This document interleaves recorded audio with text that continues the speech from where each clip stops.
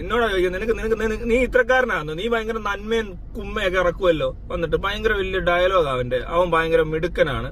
അതൊന്നും എനിക്കറിയത്തില്ല. അപ്പൊ തൊട്ടപ്പുറത്തിരിക്കുന്ന സിദ്ദിഖ്, എടാ മമ്മൂട്ടി, നാണം ഉണ്ടോടാ നിനക്ക്? ഉളുപ്പുണ്ടോടാ നിനക്ക്? ഒരു ഊളയായിട്ടുള്ള മനുഷ്യനാണ് ചെകുത്താൻ എന്ന് വീണ്ടും വീണ്ടും തെളിയിച്ചുകൊണ്ടിരിക്കുകയാണ്. സിദ്ദിഖ് എന്ന് പറയുന്ന നടന്റെ കൂടെ മമ്മൂട്ടി ഇരുന്നതിനാണ് മമ്മൂട്ടിയെ ഉളുപ്പുണ്ടോ, ചെറ്റയാണ്, എന്തൊക്കെ വൃത്തികേടുകളാണ് പറഞ്ഞതെന്നറിയോ? എന്തിനാണ് സിദ്ദിഖിനെ ഇയാൾ കുറ്റം പറയുന്നത്?